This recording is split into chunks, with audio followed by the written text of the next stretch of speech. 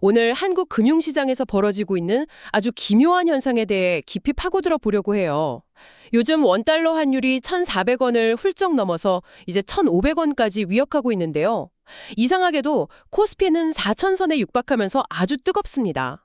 보통 환율이 오르면 주가가 떨어지는 게 상식인데 이건 완전히 반대로 가고 있는 거죠. 그래서 어떤 분들은 위기의 전조다. 또 어떤 분들은 아니다. 한국 경제의 체질이 바뀌는 과정이다. 이렇게 분석이 엇갈려요. 오늘 저희는 이 질문에 대한 답을 한번 찾아보려 합니다. 과연 위기일까요? 아니면 새로운 시대의 시작일까요?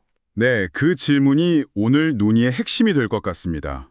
특히 지난 9월 데이터를 보면 이 현상이 얼마나 이례적인지 바로 알 수 있는데요. 외국인 투자자들이 국내 주식을 6조 원 넘게 순매수했는데도 원화 가치가 오히려 떨어졌거든요. 아, 원래는 달러가 막 들어오면서 원화가 강세가 되어야 정상인데 말이죠. 그렇죠. 보내주신 자료들을 종합해보면 그 원인이 우리 경제의 어떤 구조적인 변화와 아주 깊숙이 맞물려 있다는 걸 알 수 있습니다. 오늘 그 실타래를 하나씩 풀어보죠. 좋습니다. 그럼 먼저 이 기묘한 현상의 가장 큰 원인부터 짚어보죠. 이게 상식적으로는 정말 이해가 잘 안 간단 말이죠. 심지어 자료들을 보면 최근 미국 달러의 가치 자체는 다른 주요 통화에 비해 오히려 하락세라고 하는데 그럼 원화 가치는 더 올라야 하는 거 아닌가요? 맞아요. 외부 요인이 아니라면 범인은 내부에 있다는 뜻이겠네요. 바로 그 점 때문에 최근 원화 약세의 원인을 외부가 아닌 우리 경제 내부의 자금 흐름 변화에서 찾아야 합니다. 자료들이 하나같이 똑같은 곳을 가리키고 있어요. 바로 한국 투자자들이 해외 주식에 엄청나게 투자하기 시작한 것. 우리가 서학개미 열풍이라고 부르는 현상이죠. 을 움직일 만큼 그렇게 규모가 큰가요? 그 정도로 강력한 흐름이 된 건가요? 네, 그 흐름의 시작을 거슬러 올라가 보면 의외의 주체가 나옵니다. 바로 국민연금이었어요. 국민연금이라고요? 개인 투자자들보다 먼저요? 그렇죠. 자료를 보면 2001년에 국민연금의 해외 주식 비중은 0%였어요. 하나도 없었죠. 그런데 이게 2010년에 6.2%가 되더니 2024년 말 목표치는 무려 35.5%에 달해요. 어마어마한 자금이 그중에 해외로 나간 겁니다. 잠깐만요. 자료에 나온 그 연못 속의 고래라는 표현이 정말 와닿네요. 그러니까 국민연금이 삼성전자 주식을 1%만 더 사도 시작이 출렁일 정도가 되니까 어쩔 수 없이 해외로 나갈 수밖에 없었다 이 말씀이시군요. 바로 그겁니다. 선택이 아닌 필수였던 거죠. 국내 시장에만 머물기엔 규모가 너무 커져버린 거예요. 뭐 투자 다변화나 고수익 추구라는 명분도 있지만 근본적으로는 국내 시장에 미치는 자신들의 영향력을 줄이기 위한 어찌 보면 고육지책이기도 했습니다. 이 거대한 흐름의 물꼬를 국민연금이 튼 셈입니다. 국민연금이 그렇게 길을 열어주니까 개인 투자자들이 본격적으로 그 흐름에 뛰어들었군요. 국장 탈출은 지능순 이런 말까지 유행했다고 하니 당시 분위기가 어땠을지 짐작이 갑니다. 네, 특히 2016년 트럼프 당선, 브렉시트, 그리고 결정적으로 코로나19 팬데믹 같은 외부 충격이 올 때마다 국내 정시가 맥없이 흔들리는 걸 직접 경험했잖아요. 그러면서 계란을 한 바구니에 담으면 안 되는구나 하는 걸 투자자들이 몸으로 체감하게 된 거죠. 그 결과가 데이터로 어떻게 나타나고 있나요? 지난 21일 기준으로 국내 개인 투자자의 미국 주식 보관액이 1,609억 달러, 우리 돈으로 200조 원이 넘습니다. 200조요? 네, 더 놀라운 건 불과 20일 만에 46억 8천만 달러, 약 6조 원 이상을 순매수했다는 점이에요. 이건 매일같이 수천억 원어치의 원화를 달러로 바꿔서 미국 주식을 샀다는 뜻이거든요. 이런 거대한 달러 수요가 구조적으로 환율을 밀어올리는 강력한 엔진이 된 겁니다. 와, 국민연금부터 개인들까지 한국 자본이 이렇게 밖으로 나가는 거대한 흐름이 환율을 밀어 올렸다. 이건 정말 설득력이 있네요. 하지만 동시에 저희가 금리를 미국만큼 올리지 못했던 것도 계속 마음에 걸립니다. 결국 돈은 이자를 더 주는 곳으로 흐르기 마련이니까요. 이 한미 금리 차이는 얼마나 큰 영향을 미쳤을까요? 아주 중요한 포인트를 짚어주셨어요. 서학개미 열풍이 구조적인 수요 측면의 요인이었다면 한미 금리 격차는 가격 측면에서 기름을 부은 셈이죠. 아시다시피 한국 기준금리는 3.5%, 미국은 5.5%예요. 2%포인트나 차이가 나네요. 그렇죠. 상식적으로 돈을 가진 사람이라면 3.5% 이자를 주는 한국에 두기보다 5.5%를 주는 미국에 투자하고 싶어지는 게 당연하겠죠. 그런데 왜 우리는 미국처럼 금리를 더 공격적으로 올리지 못했던 거죠? 바로 우리 경제의 약한 고리 때문이었어요. 미국 경제는 5.5%라는 고금리를 맞고도 연 2% 이선 탄탄하게 성장하는 저력을 보여줬죠. 하지만 한국은 발목이 잡혀 있었습니다. 자료에서 지적하듯 바로 부동산 프로젝트 파이낸싱, 즉 PF 부실 문제입니다. 아, PF 문제요? 네, 만약 미국을 따라 금리를 올렸다면 이미 위태로운 건설사나 금융사들의 대출 이자 부담이 컥벌하면서 연쇄부도로 이어질 수 있다는 공포가 컸습니다. 사실상 우리 경제의 아킬레스건 때문에 통화정책의 손발이 묶인 셈이었죠. 경제 체력의 차이가 금리 정책의 차이를 낳고 그게 다시 자본 유출과 원화 약세를 부추기는 악순환이 된 거군요. 맞아요. 그리고 여기에 또 하나의 심각한 문제가 더해집니다. 자료에서 지적하는 게 바로 돈의 양이에요. 경제학 용어로는 광의통화, M2라고 하는데요. 쉽게 말해 시중에 풀린 원화의 총량이 달러보다 훨씬 빠른 속도로 늘어났다는 겁니다. 돈이 더 흔해졌다는 거군요. 그렇죠. 한국의 M2 증가율은 약 9%인데 미국은 5% 수준이거든요. 한국의 돈, 즉 원화가 미국의 돈, 달러보다 더 흔해진 거죠. 당연히 흔한 물건의 가치가 떨어지듯 원화 가치도 하락할 수밖에 없었습니다. 돈의 양 자체가 늘어나서 가치가 희석되었다. 또 다른 요인도 있을까요? 네, 원자재 수입 부담도 빼놓을 수 없어요. 한국은 아시다시피 자원 빈국이라 원자재 수입 의존도가 굉장히 높잖아요. 맞아요. 특히 자료에 나온 동남권 제조업지대의 경우 총 수입액의 무려 72%가 원자재라고 해요. 그런데 2021년에 글로벌 원자재 가격이 50% 이상 폭등했었죠.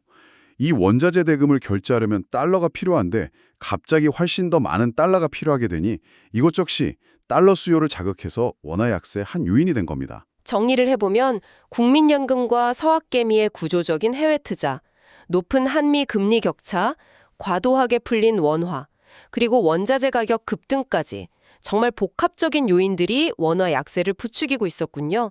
상황이 이렇다 보니 오늘 날짜 기사를 보니까 환율이 1,480원 선까지 위협하자 드디어 정부가 나섰네요. 네, 외환 당국이 아주 강력한 구두 개입에 나섰어요. 원화의 과도한 약세는 바람직하지 않다고 직접적으로 언급하면서 시장에 분명한 경고 메시지를 보냈죠.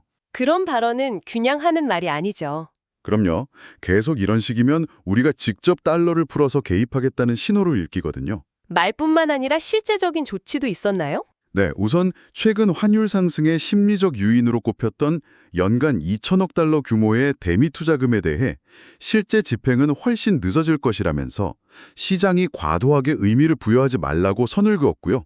또 삼성, SK, 현대 같은 주요 수출 기업들에게 달러가 들어올 때 바로 원화로 바꾸지 말고 선물한 매도 같은 환해지를 확대해달라고 요청하기도 했습니다. 아, 기업들이 번 달러를 시장에 좀 더 풀어달라는 요청이군요. 시장 반응은 어땠나요? 효과가 있었어요? 구두 개입 직후에 환율이 1,484.9원에서 1,460원대 중반까지 일시적으로 20원 가까이 급락했어요. 오, 효과가 있었네요. 네, 일단은요. 하지만 근본적인 약세 흐름을 뒤집지는 못하고 있어요. 시장 전문가들은 정부가 1,480원을 일종의 심리적 마지노선으로 보고 있다고 분석해요. 이런 개입이 환율이 1,500원을 넘어서는 걸 막거나 적어도 그 속도를 늦추는 효과는 있을 거라고 기대하고 있습니다. 알겠습니다. 그럼 이제 이 모든 상황이 우리 경제에 구체적으로 어떤 영향을 미치는지 살펴보죠. 높은 환율은 양날의 검이라고 하잖아요. 긍정적인 면과 부정적인 면을 나눠서 짚어주시죠. 네, 먼저 교과서에 나오는 긍정적인 측면부터 보면 역시 수출 경쟁력 강화 효과예요. 원화 가치가 떨어지면 우리 제품의 달러 표시 가격이 싸지니까요. 예를 들어 1,300원일 때 10달러에 팔던 물건이 1,400원이 되면 9.3달러에 팔아도 같은 원화를 벌 수 있으니 가격을 낮춰 더 많이 팔 수 있는 거죠. 반도체나 자동차 같은 주요 품목 수출에 유리한 환경이 조성되는 겁니다. 그런데 자료를 보면 이 효과가 예전만 못하다는 분석이 많네요. 왜 그런 거죠? 아주 중요한 지적이요. 요즘 우리 수출품은 Made in Korea라기보다는 Made with the World에 가깝기 때문입니다. Made with the world요? 네, 무슨 말이냐면 스마트폰 하나를 만들어도 그 안에 들어가는 핵심 부품이나 소재는 수입해오는 경우가 많다는 거죠. 환율이 오르면 완제품 수출 가격은 유리해지지만 동시에 그 부품을 수입하는 원가 부담도 함께 커져요.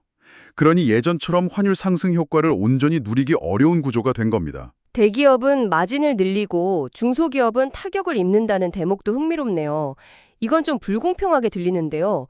전통적으로는 환율이 오르면 수출 대기업이 잘 돼서 낙수 효과가 있다고 배우지 않았나요? 자료를 보면 이제 그 공식이 더 이상 통하지 않는다고 말하는 것 같은데 맞나요? 네, 그 공식이 깨지고 있다는 게 최근 분석들의 핵심입니다. 자료에 따르면 대기업들은 환율 상승으로 생긴 이익을 제품 가격을 낮춰 판매를 늘리는 물량 확대보다는요, 가격은 그대로 두고 마진, 즉 이윤을 늘리는 수익성 개선에 활용하는 경향이 뚜렷해요. 아, 반면 중소수출 기업은 가격 협상력이 약해서 원자재값 상승분을 제품 가격에 제대로 반영하지 못해요. 결국 환율 상승이 모두에게 이익이 아니라 기업 규모별로 양극화를 심화시키는 요인이 되고 있는 거죠. 이제 모두가 체감하는 부정적인 측면을 보죠. 역시 물가 상승이 가장 먼저 떠오르는데요. 정확해요. 가장 직접적이고 고통스러운 문제죠. 원유, 밀, 옥수수 같은 원자재를 거의 전량 수입에 의존하는데 이걸 사오는 달러 가격이 오르니 우리 생활과 직결된 모든 물가가 오를 수밖에 없어요. IBK 경제연구소 분석 자료가 아주 구체적인데 환율이 1,400원대일 때 여기서 1%만 더 올라도 수입 물가는 4.9%, 최종 소비자 물가는 1.9%까지 오를 수 있다고 합니다. 물가가 오르면 당연히 지갑이 얇아지니 내수도 위축되겠고요. 그렇죠. 물가 상승은 가계의 실질 소득을 갉아먹어서 소비를 위축시키는 효과를 낳아요. 여기에 달러로 빚을 진 기업들은 원화로 갚아야 할 빚이 눈덩이처럼 불어나 재무 건전성이 악화됩니다. 특히 앞서 말씀드린 것처럼 중소수출 기업의 고통이 커요.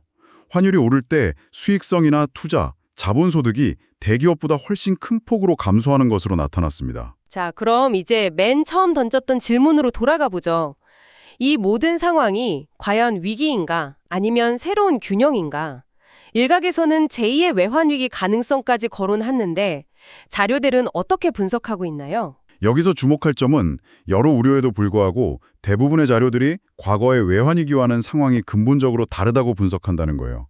한마디로 우리 경제의 기초 체력, 즉 대외 건전성이 비교할 수 없을 만큼 튼튼해졌기 때문이죠. 구체적으로 어떤 점에서 그렇게 볼 수 있죠? 우선 한국의 순대외 금융자산, 그러니까 우리가 해외에 보유한 자산에서 해외에 갚아야 할 빚을 뺀 금액이 사상 처음으로 1조 달러를 돌파했어요. 1조 달러요? 네, 이건 유사시에 우리가 언제든 외화를 확보할 수 있는 비상금이 아주 충분하다는 의미예요. 또 단기 외채 비율도 GDP 대비 14% 수준으로 아주 안정적이고요. 이게 50%를 훌쩍 넘었던 1997년 외환위기 때와는 비교가 안 되죠. 이창용 한국은행 총재도 과거 1,400원을 넘으면 금융 안정을 걱정하던 때와 지금은 다르다라고 자신 있게 말한 것도 바로 이런 배경 때문입니다. 아, 경제 체력이 강해져서 버틸 힘이 있다는 거군요. 그럼 앞으로의 전망은 어떤가요? 이 고환율이 계속될까요? 전망은 좀 엇갈려요. 글로벌 투자은행들은 순환적인 요인들, 예를 들어 한미 금리 격차 같은 것들이 완화될 거라는 기대감에 내년 말, 즉 2026년 말 환율은 지금보다 낮은 1,418.5원 수준으로 보고 있어요. 조금은 안정될 거라고 보는 거네요. 네.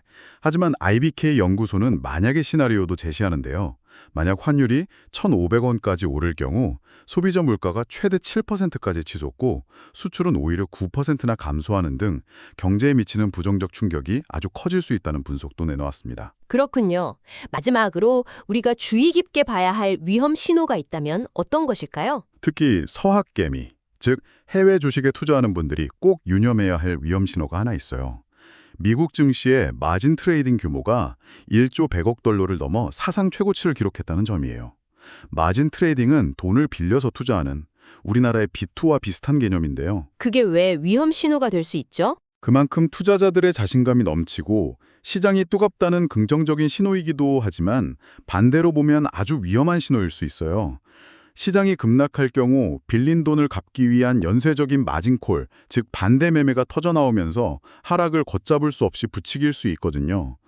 역사적으로 투자자들의 자신감이 극에 달했을 때가 종종 시장의 고점이었다는 점을 기억해야 합니다. 오늘 보내주신 자료들을 통해 최근의 고환율 현상이 과거처럼 외환 보유고가 바닥나서 생기는 위기의 신호라기보다는 더 높은 수익을 찾아 해외로 나가는 자본의 흐름이 만들어낸 새로운 균형을 찾아가는 과정이라는 점을 알 수 있었습니다. 물론 그 과정에서 물가 상승이나 중소기업의 어려움 같은 성장통도 만만치 않고요. 정부가 환율의 수준 자체보다는 급격한 속도를 관리하려는 이유도 바로 여기에 있겠군요. 네, 맞습니다. 따라서 환율이 1,400원이다, 1,500원이다 하는 숫자 자체에 매몰되기보다는 그 변동성을 안정적으로 관리하고 이 과정에서 어려움을 겪는 취약계층을 어떻게 지원할지에 초점을 맞춰 균형 있게 접근할 필요가 있어 보여요. 오늘 분석의 핵심에는 결국 고령화와 저성장 시대에 더 나은 투자처를 찾아 해외로 나가는 한국 자본의 거대한 흐름이 있었습니다. 여기서 마지막으로 이런 질문을 던져보고 싶네요. 한국의 자본이 계속해서 해외로 눈을 돌리는 지금, 과연 한국 경제 스스로가 외국인 투자자뿐만 아니라 우리 국민에게도 다시 매력적인 투자처가 되기 위해서는 어떤 근본적인 변화가 필요할까요? 청취자님께서도 한번 생각해 보시면 좋을 것 같습니다.